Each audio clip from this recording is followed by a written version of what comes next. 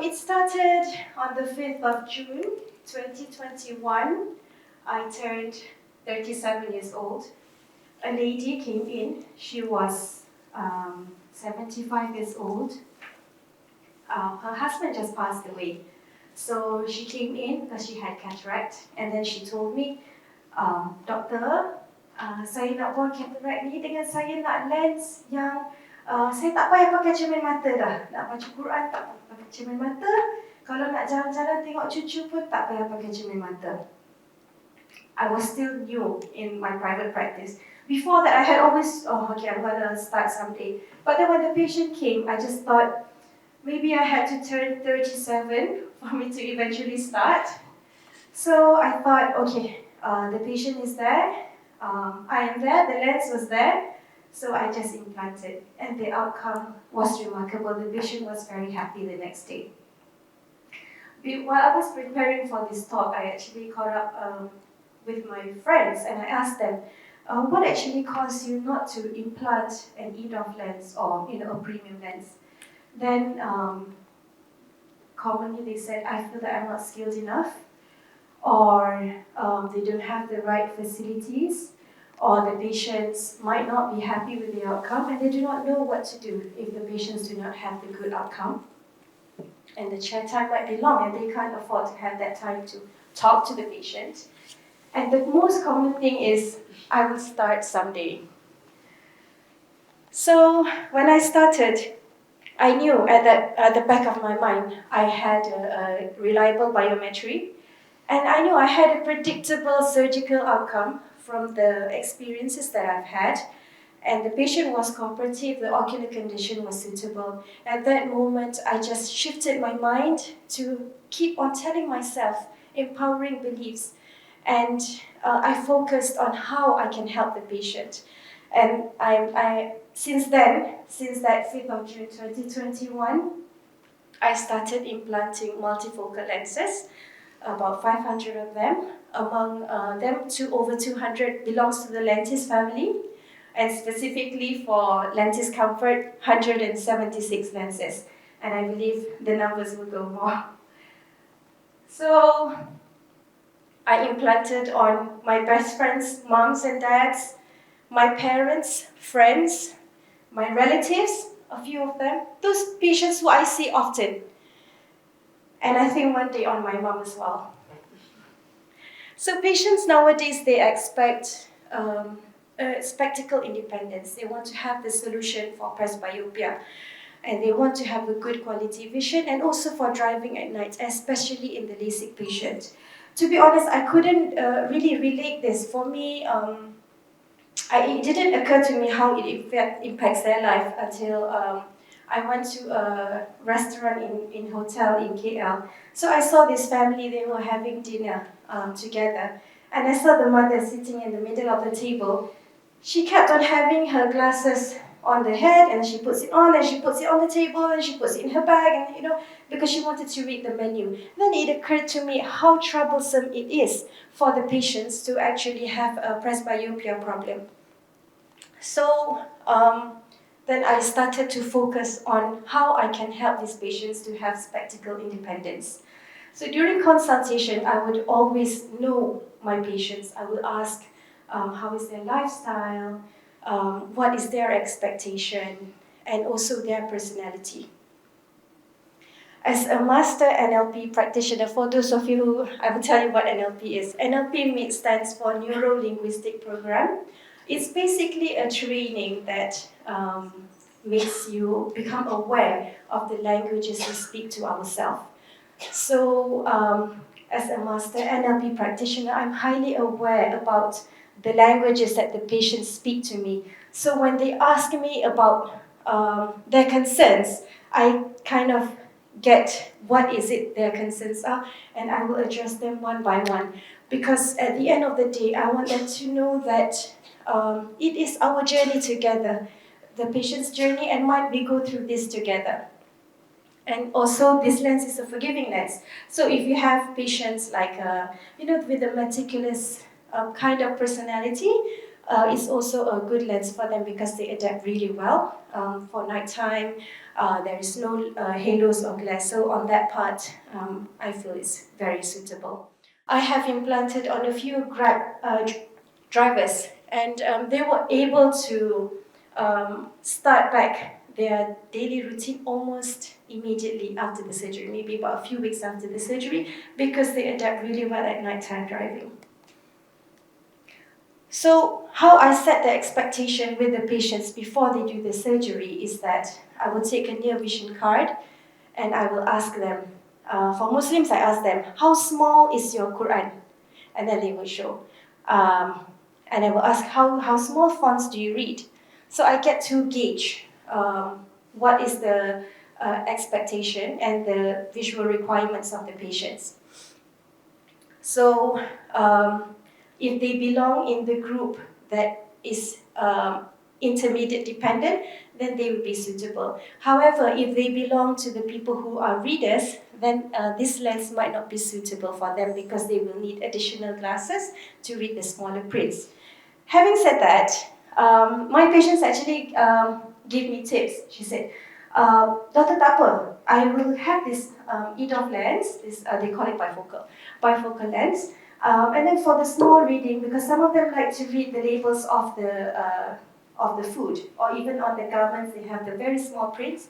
They say, I will just snap a picture with my telephone and I will enlarge it, and it's fine. So that is another tip that, if your patients cannot decide which is best, then they can do that with their phones. And for the post-LASIK patients as well, I've implanted a few, I think about 15 or 16 of them. And they have had remarkable results as well. No complaints of halos. And I personally, myself also, I did not encounter any cases in which I had to explant the lens due to poor vision. In general, they are very happy. And a few of them actually got 6/6 and N3 vision. And the formula that I use is Haigis L and also Barrett True K, which I compare between the two, assess for their dry eyes.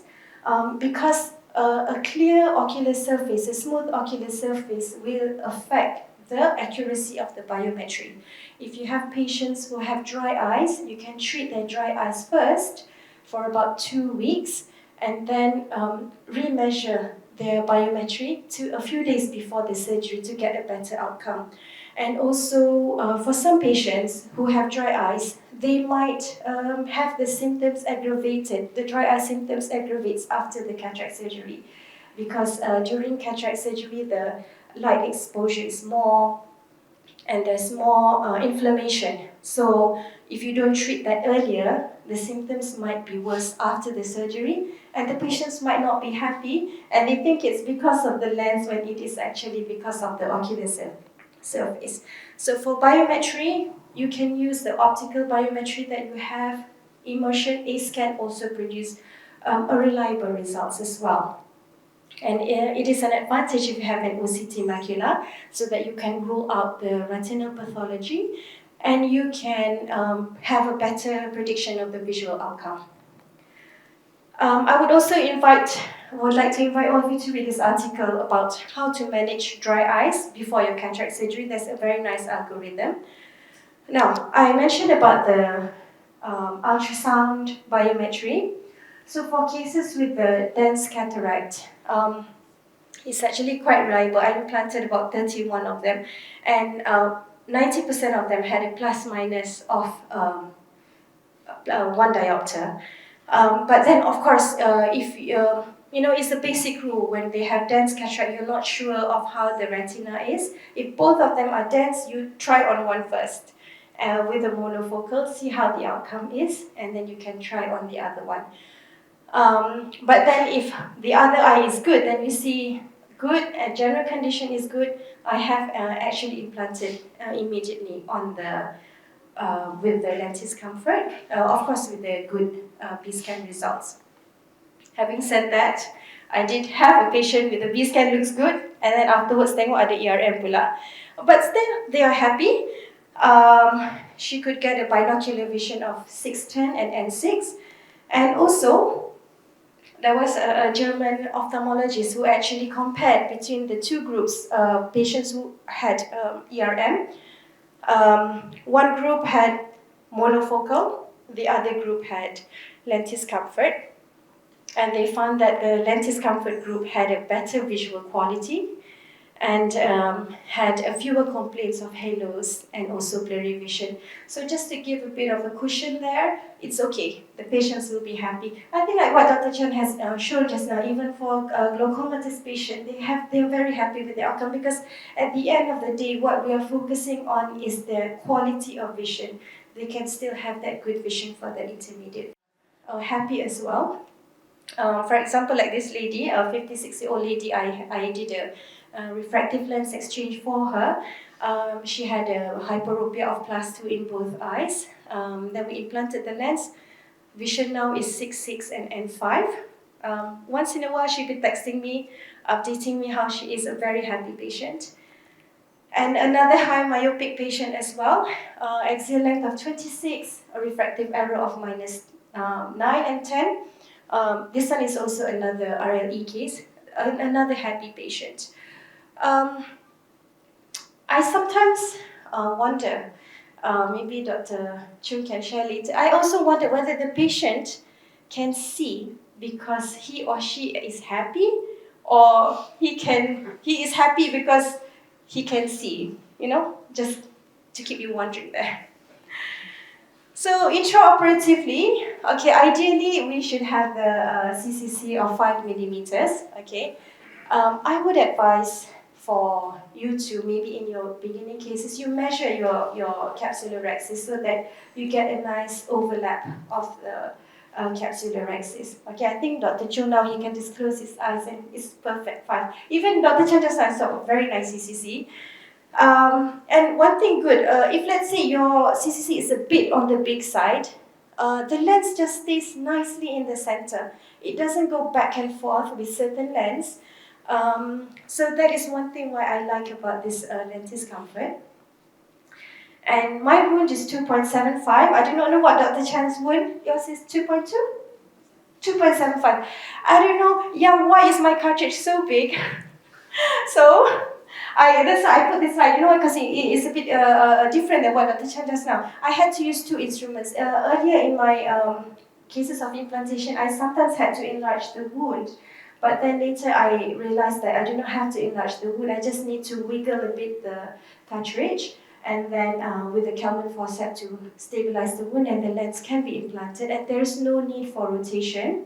However, for toric cases, you do need to rotate, and again, it's a very easy and very smooth technique for you to rotate.